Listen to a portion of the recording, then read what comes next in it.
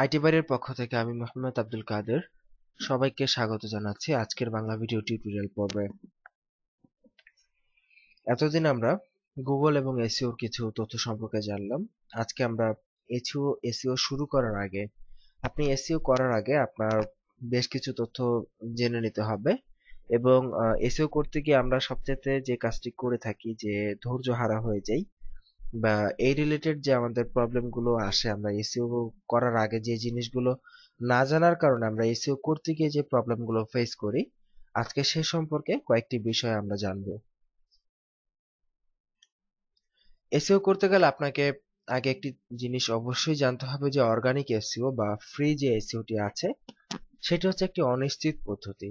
যেহেতু এটি free, so এটি অনিশ্চিত। আপনি যে এসইও করবেন এটি যে গুগলের সার্চ রেজাল্টে আসবেই এমন গ্যারান্টি কেউ দিতে পারবে না। সো এটি একটি অনিশ্চিত পদ্ধতি, কিন্তু সঠিক পদ্ধতি জানা থাকলে সফল হওয়া অসম্ভব বা আহামরি কিছুই নয়। হ্যাঁ, অবশ্যই, যেমন আমরা টিউটোরিয়ালের আগেই আমরা দেখিয়েছি যে আইটি বাড়ি লিখে সার্চ করলে আইটি বাড়ি আসতেছে, ঢাকা ভার্সিটি লিখে সার্চ করলে ঢাকা ভার্সিটি আসতেছে।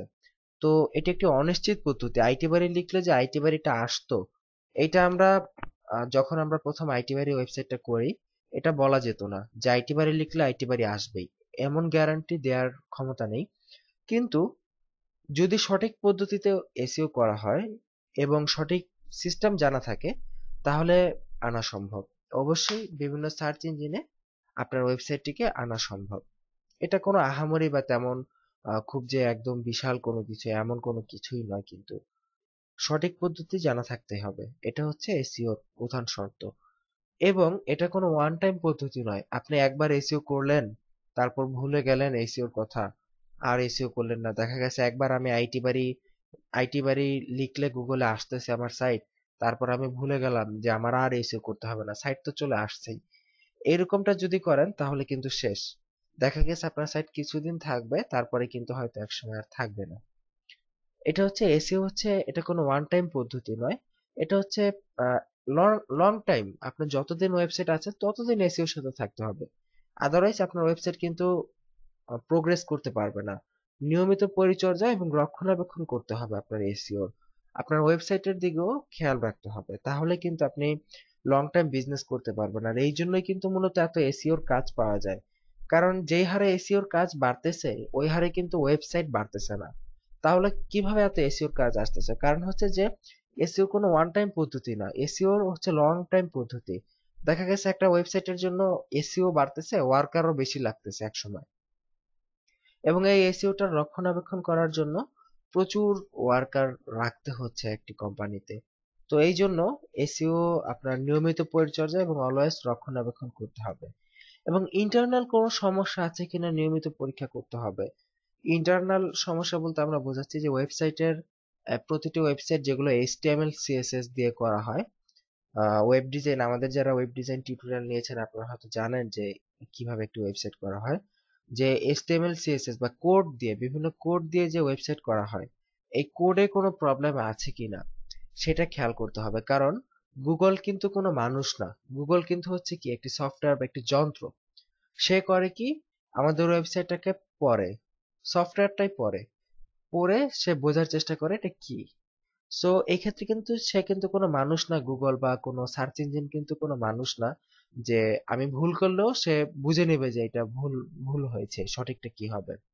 সো এই জন্য আমাদের ইন্টারনাল বা কোড সংক্রান্ত যদি কোনো ভুল থাকে তাহলে কিন্তু এসইও বা ওই যে যে আমরা শুরুতে যে স্পাইডারের কথা বলেছিলাম বা যে ক্রলার, সে কিন্তু এই ভুল থাকার কারণে কিন্তু আমাদের ওয়েবসাইটটাকে সে গুগলের রেজাল্টে রাখবে না বা সে আমাদের ওয়েবসাইটটাকে ভালো চোখে দেখবে না। এই জন্য কিন্তু আমাদের কোডিং গত কোনো সমস্যা আছে কিনা ওয়েবসাইটে সেটি কিন্তু নিয়মিত পর্যবেক্ষণ করতে হবে, এবং এটা কিন্তু আপনার কাজ না। যেহেতু আমরা হচ্ছে এসইও ওয়ার্কার, যারা এসইওর কাজ করবেন, এই কোডের পরিচর্যার দায়িত্ব কিন্তু আপনাদের নয়। এটা হচ্ছে যারা ডিজাইনার আছেন বা যারা ওয়েবসাইট ডিজাইন করে ওনাদের কাজ। তো এটা আপনি ওনাদেরকে বলে দিবেন, আপনি যদি কখনো কাজ করেন বা আপনার যদি কোনো ওয়েবসাইট হয় তখন আপনি আপনার যে ডিজাইনার আছেন ওনাকে বলবেন যে কোনো লিঙ্কে বা ওয়েবসাইটের কোনো কোডের প্যাটার্নে কোথাও কোনো ভুল আছে কিনা। ওকে, এরপরে সবচাইতে ইম্পর্টেন্ট অ্যান্ড মোস্ট ইম্পর্টেন্ট যে বিষয়টা এসইও, ধৈর্য না থাকলে এসইও করবেন না। হ্যাঁ, সরাসরি বলতেছি আপনাকে, যদি ধৈর্য না থাকে তাহলে এখানেই সবকিছু বন্ধ করে দিন। এসইও করার কোনো প্রয়োজন নেই। এসইও হচ্ছে একটি লং টাইম প্রসেস। এখানে ধৈর্য ধরে কাজ করতে হবে। যদি ধৈর্য না থাকে তাহলে এসইও করে কোনো লাভ নেই। আমি আজকেই আমার ওয়েবসাইটটা গুগলকে দিলাম আর বললাম কালকে থেকেই আমার ওয়েবসাইট গুগলে দেখানো শুরু করবে। আমি 1 সপ্তাহের মধ্যে আমার ওয়েবসাইটে হাজার হাজার লক্ষ লক্ষ ভিজিটর থাকবে এবং আমি 1 মাসের মধ্যে কোটিপতি। অবশ্যই না। এটা কখনোই চিন্তা করবেন না। আপনাকে ধৈর্য ধরে কষ্ট করে পরিশ্রম করে আপনার ওয়েবসাইটের পেছনে থাকতে হবে, এসইও করতে হবে। তাহলে কেবল সফলতা সম্ভব। আপনি যদি ধৈর্য না ধরতে পারেন তাহলে কখনোই সফলতা সম্ভব না। সো অবশ্যই ধৈর্য ধারণ করতে হবে এসইও করতে হলে। শুধু এসইও না, আপনি আপনার জীবনের বা আপনার লাইফের যাই কিছুই করেন না কেন, ধৈর্য না থাকলে কখনোই সফলতা সম্ভব হয় না। সো ধৈর্য ধরেন, এসইও করেন, ইনশাল্লাহ আপনি কাজ করতে থাকলে একসময় রেজাল্ট আসবেই। এই ছিল এসইও শুরু করার আগের কিছু কথা, যেটা আপনার জেনে নেওয়া খুব ইম্পর্টেন্ট বলে আমি মনে করি। কারণ এই তথ্যগুলো না জানার কারণে আমরা আপনাদের কাছ থেকে বিভিন্ন সময় বিভিন্ন ফোন কল পাই, যেটা আপনারা এই ধরনের প্রশ্নগুলো আমাদেরকে করে থাকেন।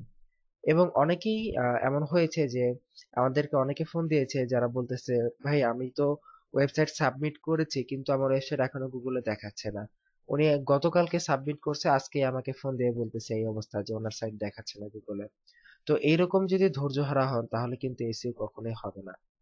তো ধৈর্য ধরেন এবং প্রিপারেশন নেন যে এসইও আপনি কিভাবে করবেন, তাহলে ইনশাল্লাহ সফলতা আসবে। ভালো থাকবেন সবাই। আগামী পর্বের আমন্ত্রণ রইল। আজকের মতো এখানে বিদায় নিচ্ছি। আল্লাহ হাফিজ।